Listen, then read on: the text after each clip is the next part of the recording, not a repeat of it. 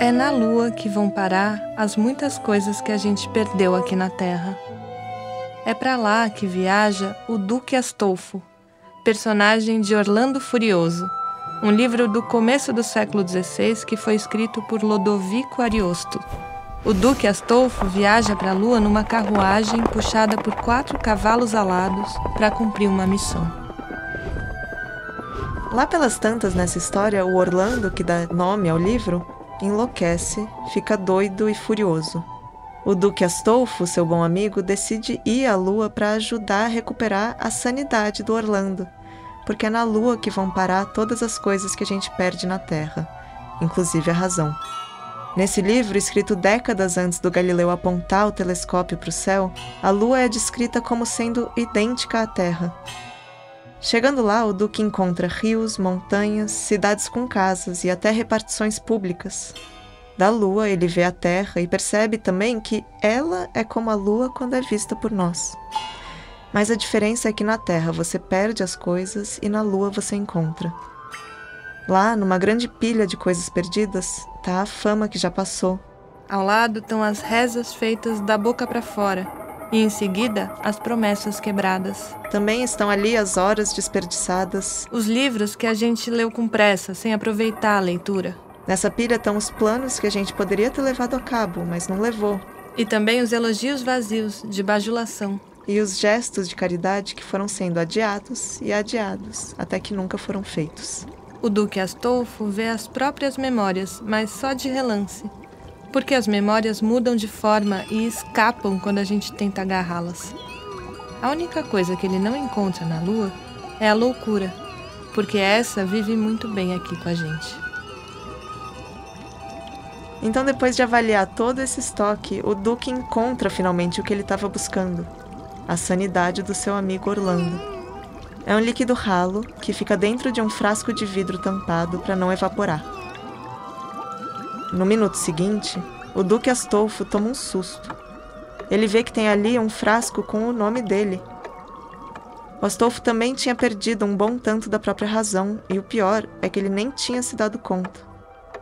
Então ele inala sua razão de volta e percebe que ali estão as sanidades de muitas das pessoas conhecidas e consideradas sãs.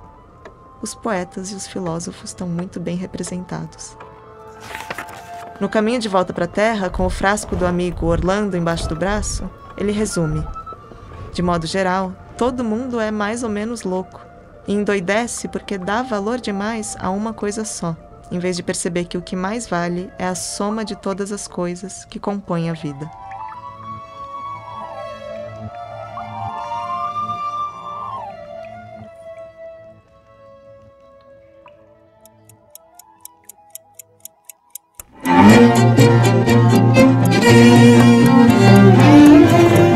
Você está ouvindo 20 Mil Léguas, o podcast de ciências e livros. Eu sou a Leda Cartoon. E eu sou Sofia Nestrovski. E esse é um podcast realizado pela Livraria Megafauna, Livros no Centro, em parceria com o Serra Pilheira, instituto que apoia a ciência e a divulgação científica no Brasil. O 20 Mil Léguas conta também com o apoio da Vita Investimentos. E no episódio passado, você olhou para o céu com um telescópio. Ou uma luneta, ou um tubo óptico, ou óculos de longa vista. Um telescópio que aumenta até 20 vezes aquilo que está sendo observado. E o que você viu pelos olhos do Galileu foi a superfície da Lua como nunca tinha sido descrita antes, cheia de golfos, cumes, pontas, promontórios e picos. Isso que você acabou de ouvir agora é a história da viagem à Lua do Duque Astolfo. E vem desse livro, Orlando Furioso, que era o livro preferido de, digamos, 2 pessoas, embora uma delas não seja exatamente uma pessoa. Quem leu e releu esse livro do Lodovico Ariosto, esse longo poema que fala de heróis, de donzelas, de cavalos alados e de viagens astrais, quem leu e releu Orlando Furioso e se deixou influenciar por ele, foram tanto o herói Dom Quixote de La Mancha, quanto a pessoa Galileu Galilei. E agora então a gente encontra de novo com esse irmão de alma do Dom Quixote, com esse leitor de histórias fantásticas e dos astros do céu.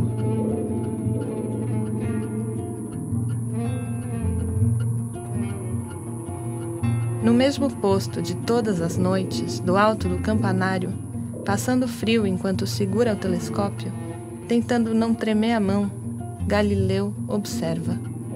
No céu de Veneza de 7 de janeiro de 1610, logo quando anoitece, ele consegue distinguir Saturno e Júpiter no meio das estrelas que começam a despontar. Mas meia hora depois do sol se pôr, Saturno fica praticamente invisível. Ele já está num grau tão perto do horizonte que quase desaparece. Se escondeu. Vênus e Mercúrio já estão escondidos abaixo do horizonte desde o começo da noite. E Marte só vai nascer um pouco antes do Sol, quando o frio já é tanto que mesmo Galileu, um homem que fica acordado até de madrugada, mas nem por isso dorme até tarde no dia seguinte, mesmo Galileu já vai estar na cama. Só Júpiter, o rei dos planetas, com sua massa que é maior do que o dobro da massa de todos os outros planetas juntos, que é chamado de o Grande Benéfico pelos praticantes das artes estelares, o penúltimo do nosso sistema que pode ser avistado ao olho nu, só Júpiter se mostra bem no alto do céu. Galileu, guiado por não sei qual destino, como ele diria mais tarde, aponta as lentes para o planeta mais alto e mais visível de todos essa noite.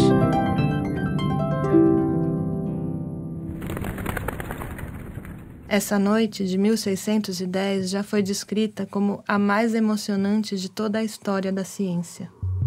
Eu vou deixar um pouco o suspense.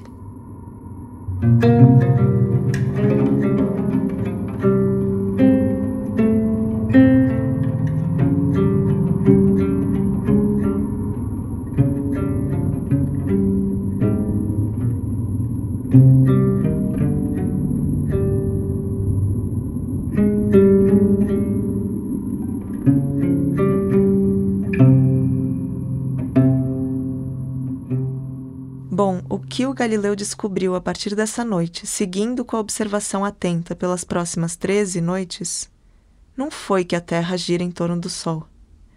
Não foi Galileu o primeiro a pensar que o planeta Terra não está parado no centro do universo, mas que ele se movimenta. Isso foi proposto quase 100 anos antes dele pelo Copérnico. E, na verdade, mesmo muito antes do Copérnico, já existia gente na antiguidade que dizia isso. A questão do movimento na natureza é importante, inclusive, para o Aristóteles, aquele filósofo grego que foi apropriado pelos cristãos e que era uma autoridade para defender o sistema geocêntrico, no qual a Terra está parada. Também o Aristóteles defendia que a natureza é princípio de movimento e mudança. Devemos entender o que é o movimento, porque se não o entendemos, não entendemos a natureza. Quem ignora o movimento, ignora a natureza. Essa é a conclusão do Aristóteles na sua Física. Daí, se a gente saltar da Grécia Antiga para a Polônia em meados do século XVI, aqui está o Copérnico, levando a sério essas afirmações do Aristóteles sobre o movimento.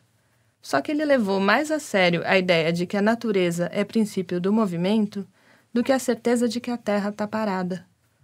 O que o Copérnico, já no final da vida, disse é que ele se incomodava com o fato de os filósofos não terem descoberto um esquema seguro para os movimentos do mecanismo do universo. E foi por causa desse incômodo do Copérnico que ele teve uma ideia que parecia absurda: a ideia de que a Terra se move.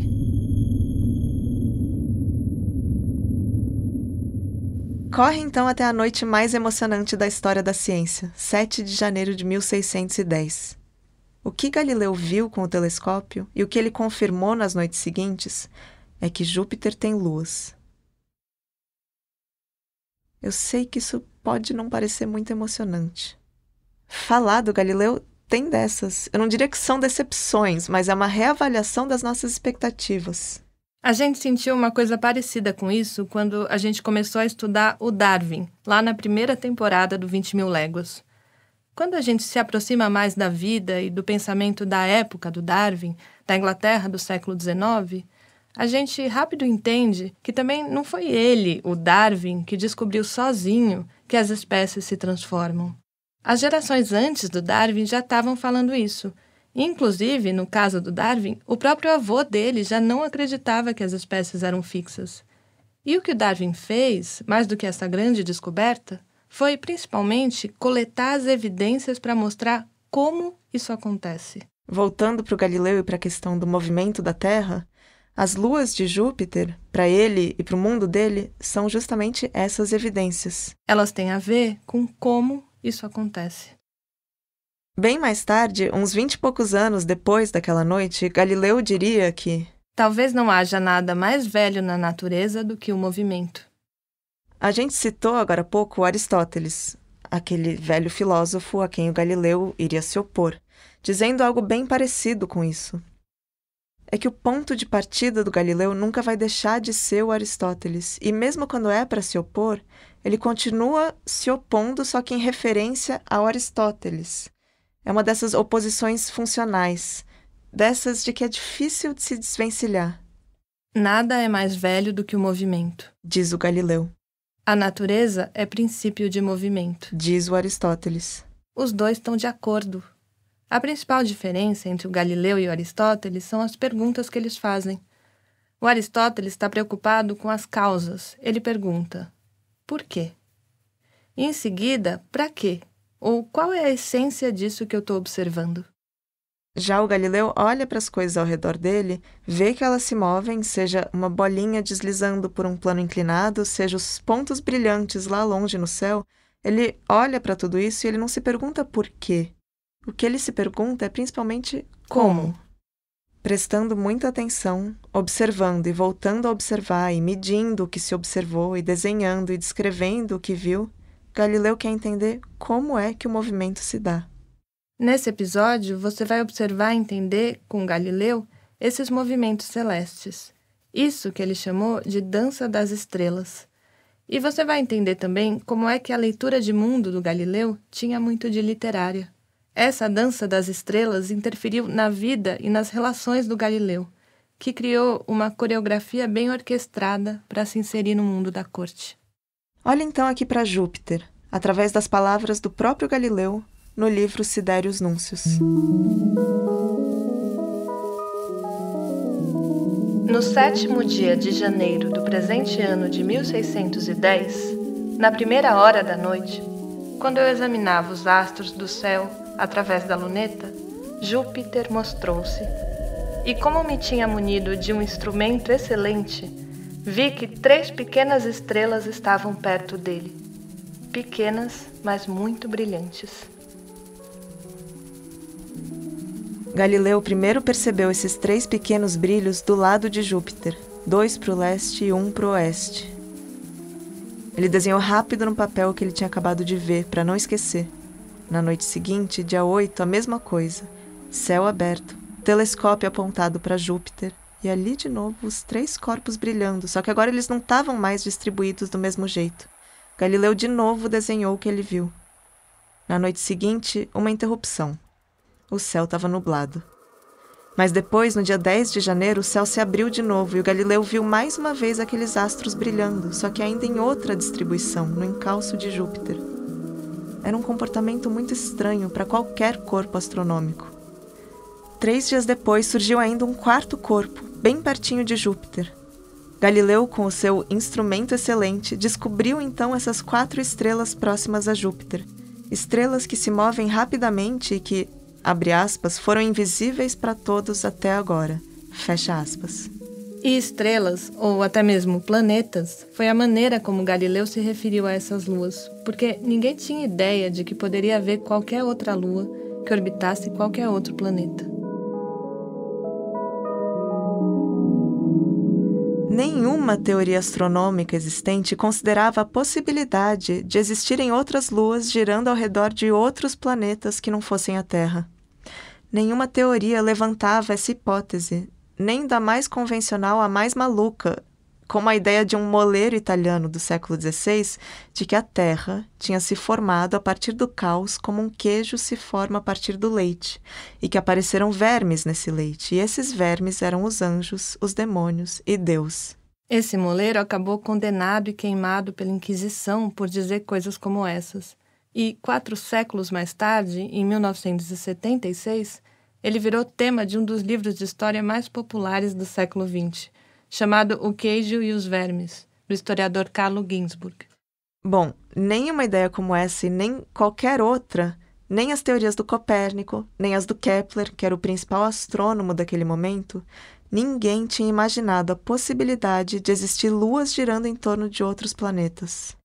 Era uma descoberta fantástica, algo que parecia ter saído de um livro de aventuras, quase como algo saído do Orlando Furioso, do tipo o poder de um personagem de transformar pedras em cavalos ou folhas de árvore em navios. A descoberta de novos corpos no céu. Hoje a gente sabe que não são só 4 as luas de Júpiter, mas pelo menos 90. Em 2023 foram descobertas mais 12. São luas de diferentes tamanhos, a grande maioria delas muito pequenas e com órbitas muito irregulares, que são impossíveis de serem avistadas por um telescópio como o do Galileu.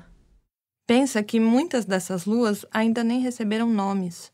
São corpos menores que estavam por acaso passando por perto do maior planeta do Sistema Solar e acabaram capturados pela gravidade, condenados a girar para sempre ao redor dele.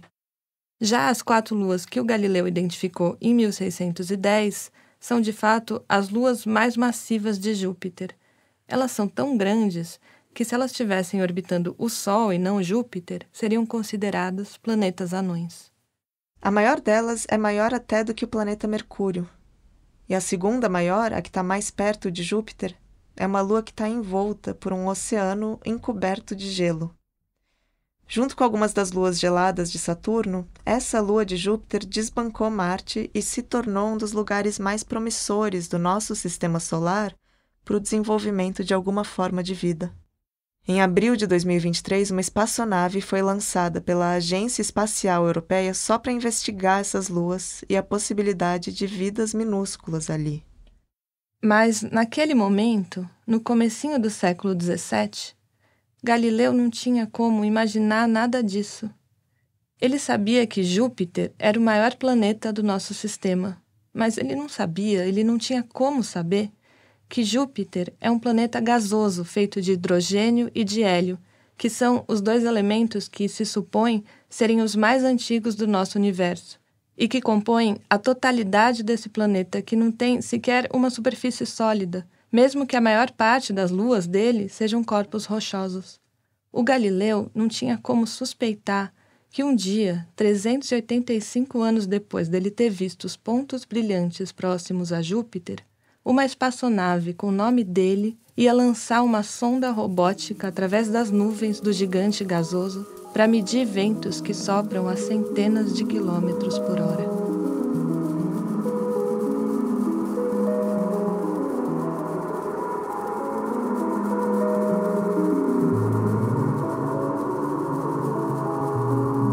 Aqueles 4 pontos brilhantes avistados pelo Galileu no inverno gelado foram os primeiros objetos celestes descobertos que orbitam outro corpo que não é nem a Terra e nem o Sol. Para os filósofos, o que a existência dessas luas sugeria é que a Terra não é o planeta privilegiado do Sistema Solar nem do Universo. Até então se fazia uma diferenciação da Terra, dizendo que, ao contrário dos outros planetas, essa grande esfera onde a gente vive, que flutua no espaço, seria a única com uma lua. E que isso aponta para o fato de que a Terra é diferente de todos os outros planetas, e que a Terra, então, é regida por leis diferentes das que controlam o resto do universo. Esse argumento era a carta na manga de quem queria se opor ao modelo do Copérnico. O que esses opositores diziam era que seria impossível para a Lua acompanhar um planeta que tivesse em movimento. O fato da gente ter uma lua para chamar de nossa é o que aponta para a singularidade do planeta Terra. Isso confirma que esse planeta sim é imóvel e está sim no centro do universo. No modelo geocêntrico, a Terra é o único centro do universo. Já no modelo heliocêntrico do Copérnico, vá lá. Talvez até dê para aceitar que o universo tenha 2 centros, a Terra e o Sol. Mas com essa nova descoberta do Galileu, nem isso mais ia fazer sentido. O universo, então, teria mais um centro, Júpiter, o que queria dizer que, potencialmente, ele poderia ter infinitos centros. Ou nenhum. Um universo policêntrico e em movimento. O Galileu já conhecia uma coisa parecida com isso, ou já tinha lido alguma coisa parecida com isso em outro contexto, justamente no Orlando Furioso. Uma das maneiras possíveis de descrever esse que era o livro preferido do Galileu, esse livro que ele leu a vida toda, desde jovem, até ele decorar passagens inteiras, e para o qual ele sempre voltava quando ele precisava encontrar inspiração, uma das maneiras de descrever o Orlando Furioso é justamente dizer que ele é um livro policêntrico e em movimento. A história do Orlando Furioso é um zigue-zague que é potencialmente infinito, com fatos encadeados depois de fatos, com uma velocidade tão grande que muitas vezes a gente quase perde o fôlego lendo. E só tem um fim porque o autor morreu. Só ali ele parou de acrescentar novos episódios a essa longa aventura que viaja pela Europa e atravessa o mar a nado até a África. Vai ao inferno e depois vai ao paraíso. E depois até a Lua. E se expande por tramas que desembocam em subtramas. E com criaturas viajantes que se encontram para depois se perderem de novo. E se procuram. E se espantam uma com a outra. Amantes apaixonados. Inimigos mortais. Numa cadência rítmica que lembra o galope dos cavalos ou o tinir das espadas umas contra as outras. São novos e mais novos personagens que vão brotando. Como os corpos que brotaram no universo quando Galileu passou a observar com uma luneta. A incontável multidão de estrelas fixas que com as faculdades naturais se puderam observar até hoje, acrescentam-se incontáveis outras nunca antes vistas e que ultrapassam mais de 10 vezes o número daquelas que se conhecem de há muito. Escreve Galileu no seu livro Siderius Nuncius. Aqui, no Orlando Furioso, tem uma multidão quase incontável de personagens. Damas chorosas, fadas sábias, arcanjos, deuses olímpicos, taberneiros, pastores, barqueiros, eremitas, reis, num zigue-zague que já parece uma rejeição ao modelo ptolomaico de um universo estático e hierárquico. Aqui, tudo se movimenta e os corpos são todos errantes. Mas o Ariosto morreu 30 anos antes do Galileu nascer. O Galileu amava um livro que era o livro mais importante de uma época anterior a ele. O século do Michelangelo, do Leonardo da Vinci. A gente já viu o Galileu aqui vestido de palhaço e vestido com a toga dos professores universitários. E a gente já ouviu a sugestão dele de sair todo mundo pelado por aí. Aliás, um dos sinais da loucura do Orlando é justamente esse. Agora, a gente vê mais uma vez Galileu com uma outra roupa. Dizem que ele se vestia seguindo uma moda uns 50 anos atrasado, uma coisa assim meio vintage. Esse também é Galileu, um revolucionário retrógrado. E depois de passar anos lendo essa poesia fantástica do Orlando Furioso, essa história já fora de moda, depois de anos admirado com o fato de que, mesmo no mais imaginativo e irreal, o Ariosto sabia dar um clima de realidade àquilo que ele contava. Por exemplo, o Galileu parabeniza o Ariosto pela intuição de, ao descrever um gigante, entender que para que ele seja muito alto, ele precisa ser também muito largo e amplo, ou ele não teria como ter ossos que o sustentassem. Depois de ler um livro que é ao mesmo tempo maravilhoso e verossímil, Galileu também fez uma coisa parecida. Para apresentar as suas próprias descobertas maravilhosas ao mundo, ele encontrou uma maneira de descrever essas descobertas que também convencesse as pessoas, uma maneira que tivesse um clima de realidade. Como convencer os seus leitores, por exemplo, de que aquilo não era só uma ilusão produzida pelo telescópio, que ninguém nem entendia muito bem como é que funcionava? Ou como explicar que o telescópio não só aumentava de tamanho algumas estrelas ou planetas próximos, como também fazia brotar novas estrelas quando ele era apontado para o escuro da noite? Quando Galileu fez as descobertas com esse seu instrumento novo e desconhecido da maior parte do público, ele precisava saber como apresentar o aparentemente inverossímil como verossímil. Quer dizer, ele precisava encontrar a maneira de escrever com clareza sobre coisas obscuras. Coisas reais, como hoje a gente sabe serem reais as luas de Júpiter ou as estrelas distantes do nosso universo. Mas são coisas quase tão fantásticas para um renascentista quanto qualquer viagem à Lua numa carruagem puxada por cavalos alados.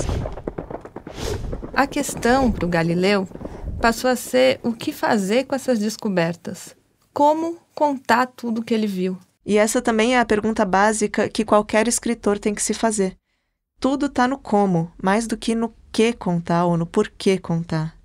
E o Sidérios Núncios é um livro que a gente não quer abandonar quando a gente começa a ler. A linguagem dele é toda clara, inclusive pra gente hoje, no século XXI, e a gente sente o tempo todo a vitalidade do texto, o desejo de contar uma coisa nova e importante. O Galileu conta de como ele se sentiu quando ele primeiro observou o céu pelo telescópio. Com incrível alegria na alma. Qual é o passo a passo para quem quiser montar um telescópio em casa também e tirar a dúvida por si próprio? Com um tubo de chumbo, é necessário que preparem uma luneta de grande precisão, que apresente os objetos de maneira brilhante, distintamente, sem estarem obscurecidos. E o que isso promete? Coisas talvez mais excelentes serão descobertas com o tempo, ou por mim ou por outros, com a ajuda de um instrumento semelhante. No episódio passado, a gente falou de como a escolha do título do Sidérios Núncios foi importante, e de como a diagramação e a tipografia foram pensadas para que o livro fosse um objeto de persuasão. Isso também faz parte da revelação sobre os satélites que ele viu em torno de Júpiter. As ilustrações do livro são parte de um argumento. Se hoje é comum que as descobertas científicas sejam publicadas acompanhadas de muitas imagens, naquele momento Galileu estava fazendo uma coisa muito inovadora. E essa sacada de artista que ele teve foi muito propícia para dar conta de revelar as descobertas tão incríveis.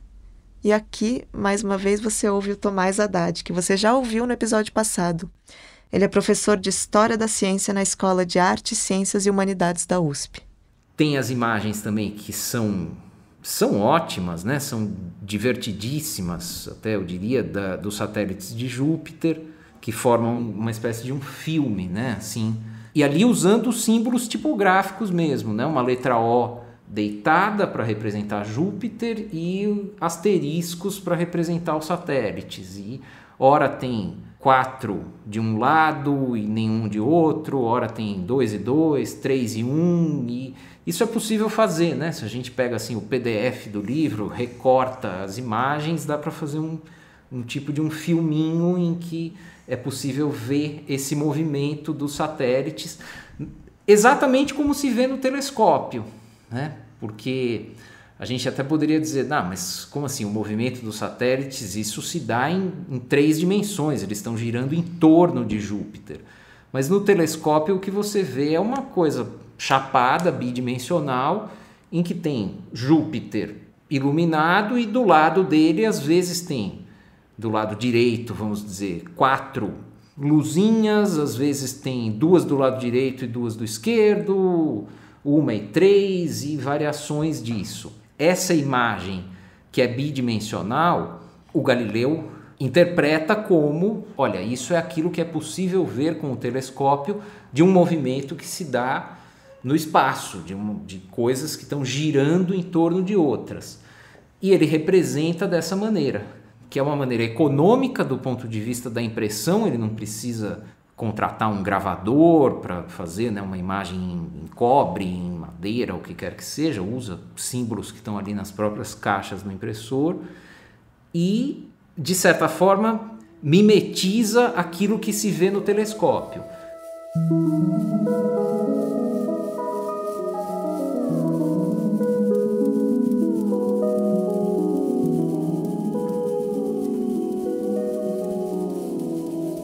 Você pode ver essas imagens na nossa newsletter, que se você não assina, é só entrar no site da Livraria Megafauna para assinar e também ler as edições passadas. O Galileu criou um cineminha para revelar o movimento dos satélites de Júpiter, uma animação em stop motion. E essas ilustrações são um argumento de peso esmagador. Não dá para se fazer de desentendido depois de olhar para elas. Elas criam aquele clima de realidade do que ele quer mostrar. E, no limite, dá sempre para apelar. Como quando Ariosto, no Orlando Furioso, conta cenas especialmente estrambóticas, de burros que voam e de um homem que quer fugir em pânico, se joga de um penhasco e consegue se agarrar num galho de uma árvore no meio do caminho, muito assustado, mas feliz também, que finalmente ele consegue apreciar aquela vista. Depois de contar tudo isso, Ariosto para e diz: Exagerado eu? Nunca. Jamais eu misturaria ficções nisso tudo que eu conto. Se tiverem algum problema com isso, podem ir brigar com quem me contou essas histórias. E o Galileu poderia dizer: se tiverem um problema com o meu livro, podem ir brigar com o universo. Antes daquelas noites de janeiro de 1610, não tem muito nada que indique que o Galileu tinha a intenção de publicar um livro de astronomia. Ele tinha 47 anos quando Siderius Núncio saiu. Naquele momento, ele era um professor de matemática da Universidade de Pádua, e mal ele conseguia sustentar os 3 filhos que ainda eram pequenos. Era uma vida difícil, mas anos mais tarde, o Galileu diria que esses anos em Pádua, antes da publicação do livro, foram os mais felizes da vida dele. Ele frequentava palácios cor-de-rosa de amigos e, ao mesmo tempo, ele dava aulas particulares de matemática para ajudar a pagar as próprias contas. Ele vendia esquadros, bússolas e um compasso militar que ele mesmo tinha inventado, e tudo isso porque a matemática era considerada um assunto de segunda importância. Era muito diferente da filosofia, que era superior à matemática tanto no status profissional quanto no salário. Enquanto os matemáticos lidavam com os acidentes, o que os filósofos faziam era lidar com as causas dos fenômenos. Os filósofos é que fazem a pergunta nobre: por quê? Os matemáticos são mais plebeus. A pergunta é de uma ciência menor. Eles só querem saber como. E fazer essa explicação caber em números ou linhas e triângulos. Quando Galileu era jovem, o pai dele tinha colocado ele para estudar medicina, para que ele pudesse ter uma profissão respeitável. Mas o Galileu se entediava com as aulas, e aos poucos ele foi deixando de frequentar a faculdade porque ele gostava muito mais de passar os dias fazendo contas e decifrando as propriedades dos triângulos. Ele largou a faculdade antes de se formar. Mas ele tinha uma outra vantagem profissional desde cedo, porque não é só da época de Pádua que ele frequentava palácios espalhafatosos de amigos nobres. O Galileu cresceu frequentando o mundo da corte. Mas foi pelas beiradas. O pai do Galileu era músico nas principais cortes da Itália. E ele levava o Galileu para conhecer aquele ambiente que era cheio de códigos próprios e de regras de convívio que são difíceis de entender e de imitar se você já não pertence àquele lugar. O jovem Galileu teve uma vantagem porque ele pôde observar desde cedo como aquele universo funcionava e sem precisar de um telescópio para isso.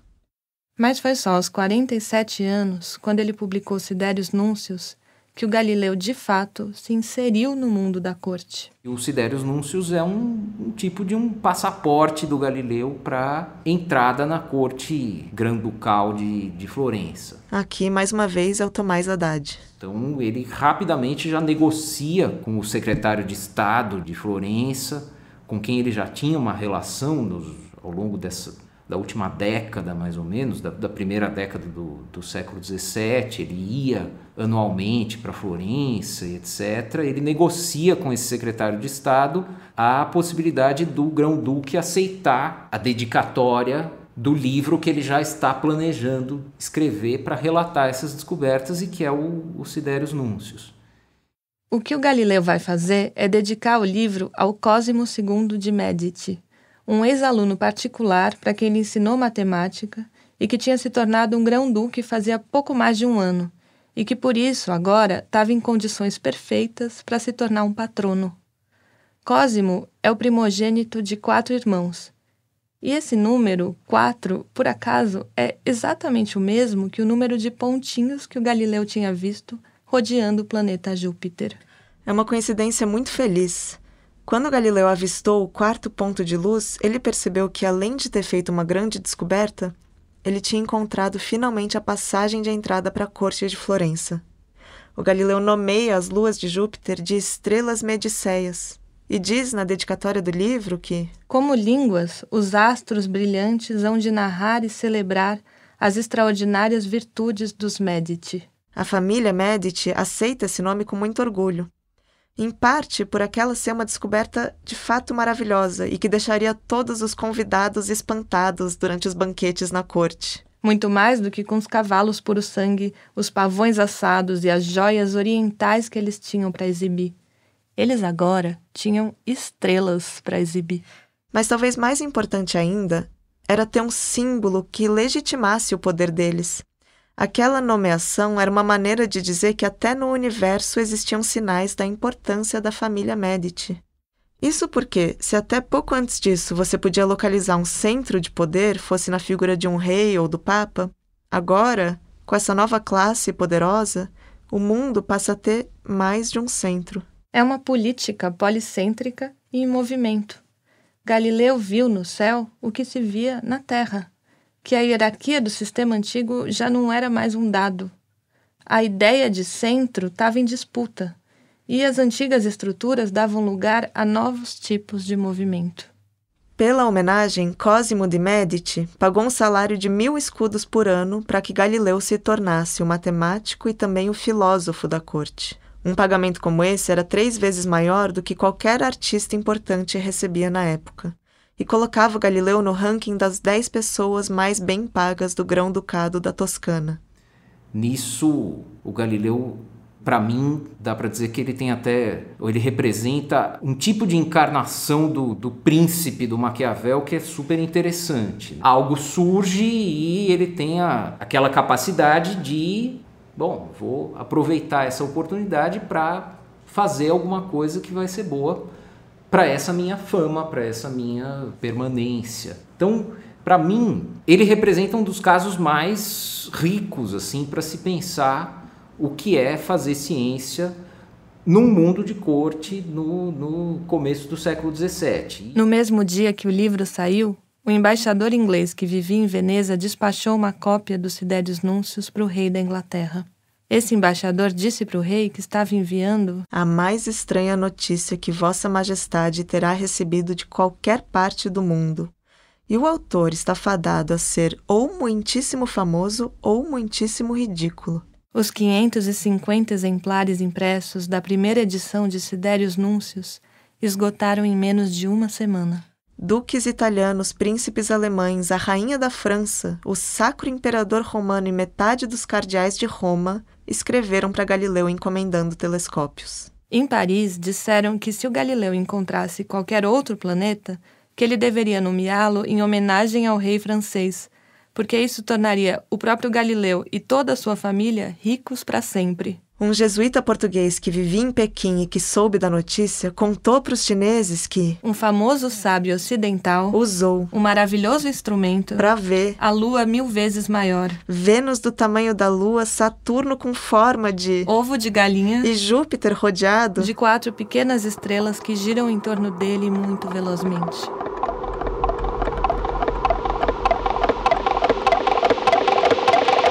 Talvez não haja nada mais velho na natureza do que o movimento.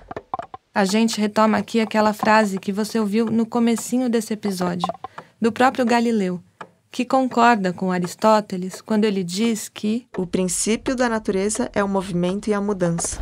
Com o modelo copernicano, o modelo que o Galileu defendeu, você tira a Terra de um lugar estático e põe ela em movimento. O Galileu descreveu isso como colocar a Terra para fazer parte da dança das estrelas. Com uma Terra em movimento, tudo que a gente vê também tem que ser percebido a partir desse movimento. Quer dizer, quando você põe a Terra em movimento, você põe também o observador em movimento. E de repente a gente não está mais parado olhando para as coisas. A gente está também se movendo enquanto observa. E a gente se observa observando.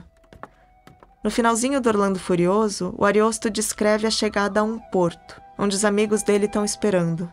O poema dá uma volta em si mesmo, como se ele pudesse se olhar a partir dos olhos daqueles que estão vendo ele chegar. O Galileu faz também um movimento parecido. Quando ele olha para longe, ele se dá conta de que o longe também poderia estar olhando de volta para ele. Ele faz como o Duque Astolfo, que da lua olha para a terra e percebe que a terra é como a lua de quem olha de lá para cá. Existe terra cheia, assim como existe lua cheia. E o Galileu diz isso com todas as letras no livro dele. A partir daí, a partir dessa percepção, o lugar que as coisas ocupam só pode ser percebido se você pensar primeiro no observador, em como ele está enxergando o que ele enxerga. Isso vai gerar a necessidade de uma nova compreensão do mundo, e no caso do Galileu, de uma nova física. Uma física que leva em consideração o observador. Uma física que 3 séculos antes do Einstein já deixa tudo um pouco relativo. Então a gente encerra imitando o que o Galileu escreveu para terminar o Siderius Nuncius. A falta de tempo me impede de prosseguir esse assunto.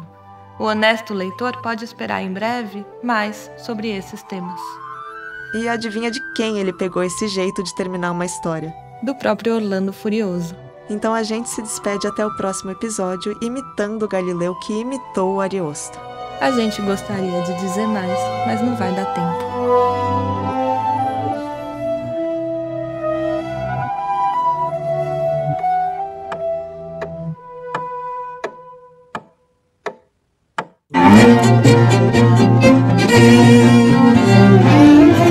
A terceira temporada do 20 Mil Léguas, o podcast de ciências e livros, foi realizada pela Livraria Megafauna, Livros no Centro, em parceria com o Serra Pilheira, instituto que apoia ciência e a divulgação científica no Brasil.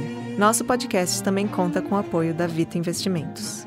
As traduções do Siderius Nuncius são todas do Henrique Leitão para a editora da Fundação Calouste Gulbenkian, em Portugal. A gente fez algumas adaptações pequenas para ficar mais fácil de entender escutando. E para saber mais das outras traduções que a gente usou e saber das referências consultadas em cada um dos episódios, é só conferir na nossa newsletter, que você pode assinar no site da Livraria Megafauna. E lá você também pode ver as edições passadas das newsletters dos episódios anteriores. A idealização e a direção geral são da Fernanda Diamante. Concepção, pesquisa, roteiro e apresentação, Leda Cartoon e Sofia Nestrovski. Todas as traduções dos trechos citados são nossos, exceto onde indicado nos episódios ou nas newsletters. A coordenação geral é da Irene de Holanda. Trilha original, mixagem e edição de som, Fred Ferreira. Masterização, Tuta Macedo. Revisão técnica dos roteiros, João Cortese. Edição de texto, Rita Palmeira. Projeto gráfico e identidade visual, Flávia Castanheira. Diagramação, André Stefanini. Comunicação, Leana Ferreira e Manuela Steltzer. Assistência de produção, Júlia Brick. Distribuição nas plataformas, Ricardo Terto. Esse episódio foi gravado no estúdio Baticum.